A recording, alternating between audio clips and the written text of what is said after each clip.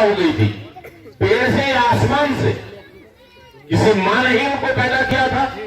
और जब वो कह रही है मेरी मां है, तो फिर किस आधार पर वो विदेशी हो गई? कहीं ना कहीं ये मसला है। मोदी जी कहते हैं कि सीएए से नागरिकता नहीं छिनेगी, तो आप सीएए से कौन सा नागरिकता देने जा रहे हो? अगर नागरिकता का सवाल है, सुन लीजिए मेरे हिंदू भाइयों, मेरे मुसलमान भाइयों, मेरे हरिजन भाइयों, दलित भाइयों, एक बहुत बड़ी बात कि आपको द्वंद्व दर्जे की नागरिकता मिलेगी। आपका यहां प्रथम नागरिकता नहीं मिल सकती, शहरियत की नागरिकता मिलेगी। शहरियत की नागरिकता एक अमेरिकन भी ले सकता है आपके हिंदुस्तान के अंदर। जब आपको एनआरसी के लिस्ट से बाहर कर दिया जाएगा, तो आपको हिंदुस्तानी होते हुए भी झूठ बोलना पड़ेगा कि मैं पाकिस्तान से प्रताड़ित होकर आया हूं, मैं बांग्लादेश से प्रताड़ित होकर आया हूं, मैं अफगानिस्तान से प्रताड़ित होकर आया हूं, मैं वहां का प्रताड़ित नागरिक हूं, वहां का हिंदू नागरिक हूं, मुझे यहां की नागरिकता दो। लेकिन जब उसको अगर नागरिकता दे दी जाएगी, तो बताओ तुम्हारी जमीनें कहां जाएंगी? क्योंकि उससे पहले तो तुम विदेशी थे। तुम्हारी दुकानें कहां जाएंगी? तुम्हारा कारोबार कहां जाएगा? एक आदमी को परेशानी आने वाली है, चाहे वो हिंदू हो या मुसलमान। अब जरा वो बताओ, किसी के 2 बेटे 1 बेटी है, चाहे हिंदू या मुसलमान, हम नहीं जा रहे उधर। एक बेटा को नागरिकता मिल गई, 1 बेटी और 1 बेटा को नहीं मिला। उनके पेपर के नाम के स्पेलिंग में उन्हें बाहर कर दिया गया एनआरसी के लिस्ट से। और जब उनको फिर से नागरिकता के लिए झूठ बोलना पड़ेगा कि मैं पाकिस्तान से आया हूं, तो क्या वे भाई जो ऑलरेडी डॉक्यूमेंट्स के आधार पर हिंदुस्तानी एनआरसी के लिस्ट में आ गया, बाप की जमीन में उनका जो बाहर हो गया, क्या शरीकदार होगा? नहीं होगा। कान खोलकर सुन लो मेरे हिंदुस्तान के एक एक शहरियों, मेरे कलीजे के टुकड़ों, मेरे हिंदू मुस्लिम भाइयों, एक बड़ी लड़ाई को इन्होंने यहां पर आग लगाकर छोड़ दिया। मसला इनका 200 साल आगे तक की राजनीति करने का है। 200 साल के आगे तक जिस तरह से अमेरिका को यहूदियों ने कब्जा कर रखा है, ठीक उसी तरह यहूदियों की ये नापाक नस्ल, ये यहूदियों के, और भी इससे बेहतर अल्फाज में बोलना चाह रहा था, नहीं बोल रहा हूं।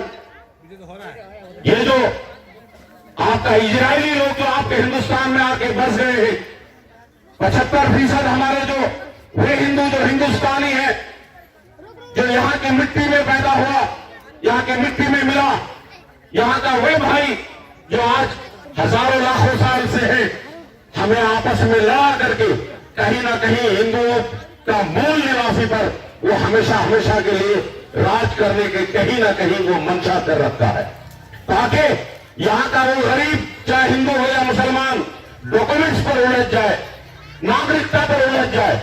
एक बड़ी लंबी लड़ाई लड़े, 5 साल 10 साल, उनकी बची खुची पूंजी समाप्त हो जाए, वो आवाज उठाने लायक न रहे, और वे मन चाहा इस मुल्क में हुकूमत करे।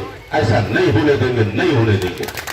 हम अपना सर कम कर देंगे, हिंदू मुसलमान दलित मिलकर के, लेकिन इनकी नापाक मंशा को हम लोग कामयाब नहीं होने देंगे। ये सोचने की जरूरत है। जिस तरह से इजराइल ने आपके मुस्लिम मुल्क, क्या नाम है भैया, फलस्तीन को तबाह कर दिया, तो अफसोस के साथ ये कहना पड़ रहा है कि इजराइल को फलस्तीन को तबाह किया। ये इसी मुल्क का कुछ लोग इस मुल्क को तबाह करने के पीछे पड़े हुए हैं। इसी मुल्क के लोग इसी मुल्क को तबाह करना चाह रहे हैं। इसलिए मैं सलाम करता हूं जो इस आंदोलन का आज हिस्सा बने हैं। ये हिंदुस्तान की आजादी तो हम नहीं कहेंगे, लेकिन ये बात सच है कि आजादी के बाद जो आजादी हमें मिली है, अगर उसको बदलने का कोई कोशिश करेगा तो उसे कुचलने से हम लोग बाज नहीं आने वाले। कुछ लोगों ने दिल्ली के इलेक्शन में नारा दिया, हमें गालियां दी भद्दी भद्दी। उन्होंने कहा देश के गद्दारों को, गोली मारो सालों को हमसे चैलेंज करना चाहते हैं। क्या आपके विधायक ने, किशनगंज के विधायक ने जवाब देने का काम किया? मैं सलाम करता हूं। उन्होंने सच्चा जवाब दिया कि गांधी के हत्यारों को गोली मारो सालों को, एकदम सही जवाब देने का काम किया। हम कहते हम दिमाग में नहीं पढ़ना चाहते, लेकिन जैसा सवाल करोगे वैसा जवाब तुमको सामने से मिलेगा और मिलेगा ही मिलेगा।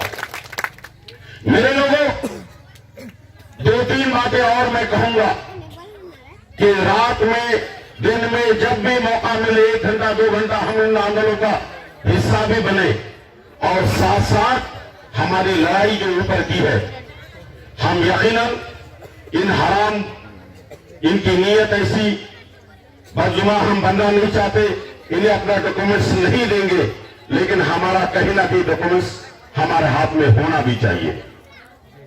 इसे हम चैलेंज करना चाहते हैं। तुम्हारी मां ने अगर तुम्हें दूध पिलाया, ऐ मोदी जी, ऐ अमित शाह जी, तुम्हारी मां ने अगर तुम्हें दूध पिलाया, डीएनए के आधार पर एनआरसी को लागू कर दो, हम सब तैयार हैं। डीएनए के आधार पर करो। तुम्हारी मां ने अगर चला है, इस मुल्क के अगर तुम हो, अगर तुम इस मुल्क का बेटा कहते हो, तो डीएनए के आधार पर एनआरसी को लागू करो। अगर इस मुल्क से कोई बाहर जाएगा, वो जाएगा आरएसएस वाले। अगर इस मुल्क से कोई बाहर जाएगा, वो इजरायली बाहर जाएंगे, जो यहां आकर के आज से 4000 साल पहले फंस गया। आज वो कहता है कि मैं ही हिंदुस्तानी हूं। नहीं, ऐसा नहीं हो सकता। यहां का एक एक मुसलमान, एक एक हिंदू, एक एक दलित, एक एक आदिवासी, एक एक पिछड़े लोग इस मुल्क का मूल निवासी है। वह लोग जो अपने आप को बड़े लोग कहते हैं, वह लोग तो बाहर से आकर के बसे हैं। आज कहते हो कि इस मुल्क के तुम निवासी नहीं हो। डीएनए के आधार पर अगर तुम में हिम्मत है, तो डीएनए के आधार पर तुम इस मुल्क में एनआरसी लागू कर दो। पता चल जाएगा कि तुम्हारी हैसियत कहां है और हमारी हैसियत कहां है। मैं इन्हीं बातों के साथ आज अपनी बातों को खत्म करता हूं। मौका मिलेगा तो एक दिन हम लोग फिर से आएंगे। आ चुके और कई प्रोग्राम में हमें जाना है। यहां से किशनगंज से फिर बहादुरगंज के 2 प्रोग्रामों में शामिल होने की हम कोशिश करेंगे। इन्हीं बातों के साथ हिंदुस्तान हिंदुस्तान संविधान। बहुत बहुत शुक्रिया।